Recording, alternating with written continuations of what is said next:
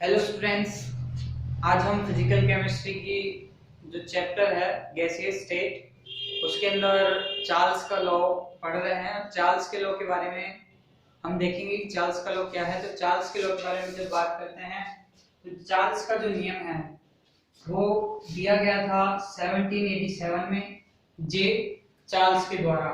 फिर इसके बाद गैलुसाक भी आए, उन्होंने भी इसी के जो नियम था उसी का क्या किया, संशोधन किया।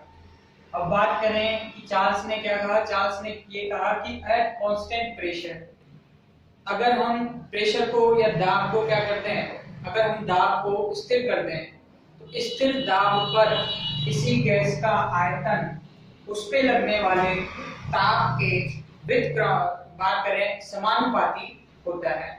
मीन्स हम बात करें किसी गैस का आयतन उस पे लगने वाले ताप के समानुपाती होता है।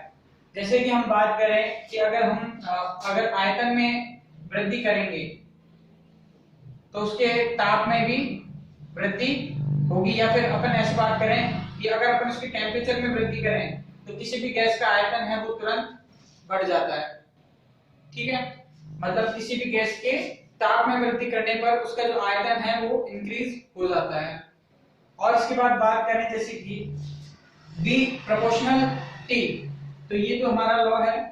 अब बात करें अगर हम B को इसके इक्वल कर लें तो B equal to K T, okay, और V upon T equal to K यहाँ पे क्या है, कांस्टेंट है।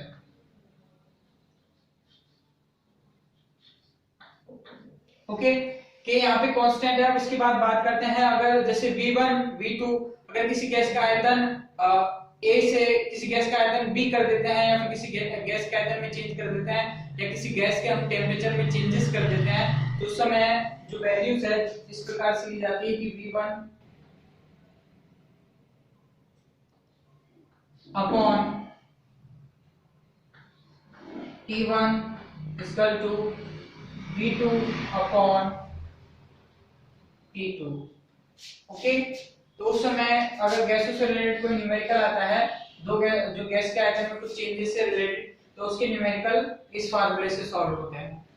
फिर इसके बाद हम बात करते हैं जो एक ग्राफ है जो स्थिर दाब पर जब आयतन और ताप के मध्य में खींचा गया, तो हम देखते हैं कि हमें ग्राफ में एक स्लोप मिलता है जो स्टार्टिंग में टूटी हुई रेखा द्वारा प्रदर्शित किया जाता है। और फिर जब इसके जो स्लोप है, जब हम इसके अवकल में वैल्यू निकालते हैं तो स्लोप के अवकल में value delta V upon delta T equal to था V not upon V not, जो नॉर्मल टेम्परेचर पे है V नॉट, और जो टेम्परेचर जो अपना नॉर्मल बात करें सामान्य तापमान जो होता है 273.15 केल्विन यहाँ पे लिया गया है। तो यहाँ पे अगर अपन बात करें जो वैल्यू है स्लोप की, जो अवकलन वैल्यू मिलती है, जो हमें delta V upon delta T जो अवकल समीकरण मिलता है, तो उसकी वैल्यू डेल्टा V अपॉन बात करें 273.15 जो टेम्परेचर है उस पर ये स्लोप मिलता है। तो ये ग्राफ आप याद कर लीजिए।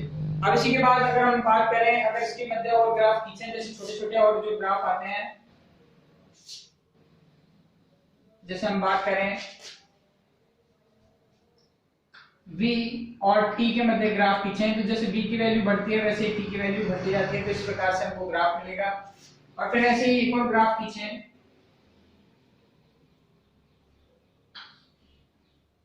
V अपॉन T और V के मध्य में खींचते हैं, तो एक क्योंकि ये वैल्यू कांस्टेंट है तो एक सीधी रेखा में प्राप्त होगी। तो इस तरीके से हम और छोटे-छोटे ग्राफ भी इसमें खींच सकते हैं। फिर इसके बाद देखते हैं नेक्स्ट लॉ।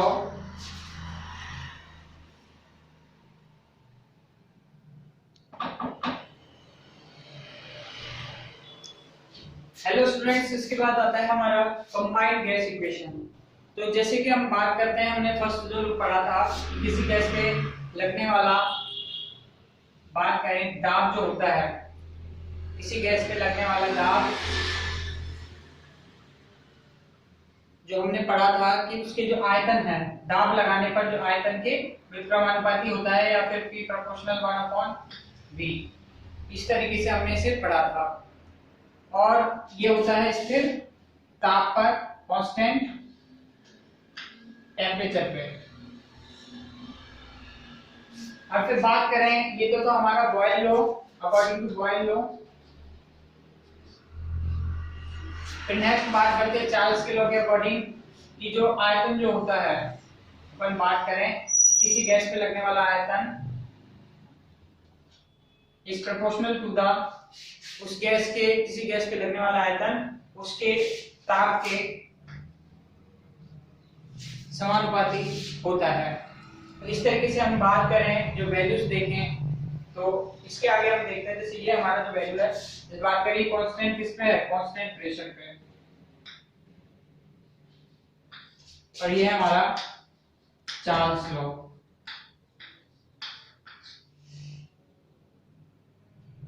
चार्ल्स नियम या लॉ। तो इस तरीके से और देखते हैं हम आगे इसमें, और यहाँ पे देखिए जैसे इसमें कांस्टेंट है टेम्परेचर, इसमें कांस्टेंट है प्रेशर, और अगर एक कंडीशन ये हो कि टेम्परेचर और प्रेशर में से कोई भी कांस्टेंट ना हो, कोई भी कांस्टेंट नहीं हो, उस कंडीशन में क्या होगा, उस कंडीशन में ये जो इक्वेशन है कुछ इस टाइप की होगी कि P V प्रोपोर्शनल T, इस तरीके की हमें इक्वेशन मिलेगी। और इस तरीके की इक्वेशन में हम देखें तो PV अपॉन T, अगर हम इसको इक्वल करें तो PV equal to KT, okay, PV equal to KT, और PV इक्वल टू KT पे अगर अपन आगे, जैसे ये तो एक सिंपल इक्वेशन है, अगर हम दो वही चेंजेस के, जैसे P1 से P2 हो जाता है, P1 से और V1 से V2 और T1 से T2 हो जाता है, तो उस वाले इक्वेशंस के लिए हम इसमें जो फार्मूला है वो यूज लेंगे कि P1 V1 अपॉन T1, इसी में ही बना हुआ है, ये T इसके नीचे आ जाता है। तो जैसे बात करें PV upon T equal to K, तो इसी फार्मूले से बनाते हुए P1 V1 upon T1 equal to P2 V2 upon T2, okay. ये है हमारा संयुक्त गैस समीकरण, कंबाइंड गैस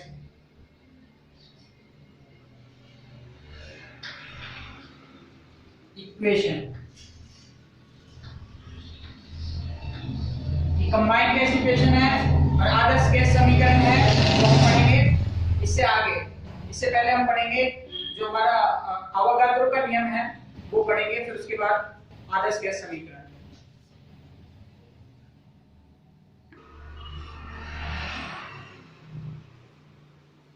हेलो स्टूडेंट्स, अब हम बात करते हैं अवोगाद्रो नियम की। तो अवोगाद्रो नियम में हम देखें तो अवोगाद्रो का नियम है जो 1812 में अवोगाद्रो द्वारा दिया गया था।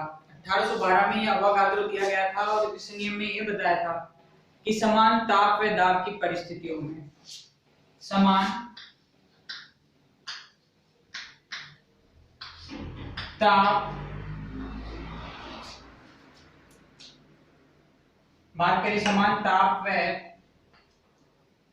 दाब की परिस्थितियों में, T and P at same, समान ताप व दाब की परिस्थिति, जब स्टेट हो, सेम ताप हो, सेम दाब हो, तो उस स्थिति में किसी गैस का जो आयतन है, उस परिस्थिति में किसी गैस का आयतन उसमें उपस्थित मोलों की संख्या के समानुपाती होता है। तो V proportional N, V proportional N, और अगर हम इसे सॉल्व करें तो V इक्वल टू Kn, तो V upon N equal to K, और वही V1 V2 N1 N2 के लिए अगर निकालें तो V1 upon N1 V2 equal to N2। और अगर अपन ग्राफ खींचे इसमें कोई स्पेशल, जैसे V है और N है, तो इस प्रकार से ग्राफ मिलेगा।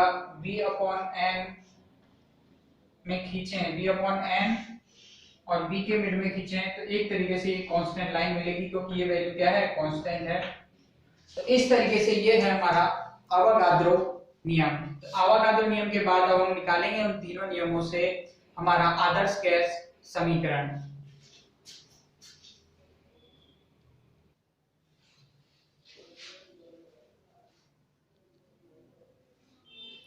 हेलो स्टूडेंट्स, अब हमारा आता है आदर्श गैस समीकरण, आइडियल गैस इक्वेशन। इसके अंदर हम देखते हैं फटाफट कि जो बॉयल ने कहा था, बॉयल के अकॉर्डिंग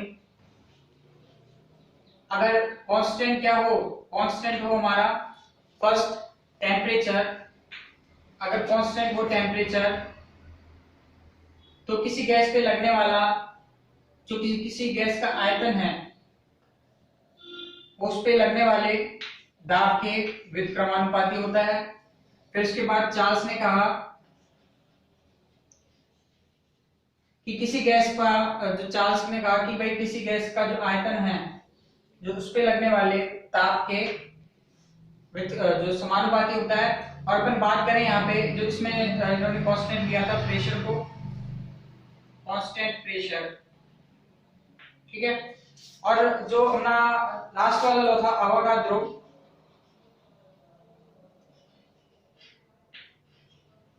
अवोगाद्रो ने हमें बताया कि अवोगाद्रो ने ये कहा कि किसी गैस का अगर टेम्परेचर और प्रेशर दोनों ही अगर हम समान लें, कांस्टेंट लें, तो जो किसी गैस पे जो आयतन है उसके मोलों के समान होता है, मोलों की संख्या के समान होता है। अब इसके अकॉर्डिंग अगर हम इक्वेशन को सॉल्व करें तो V is proportional to the Tn upon P। अब इसको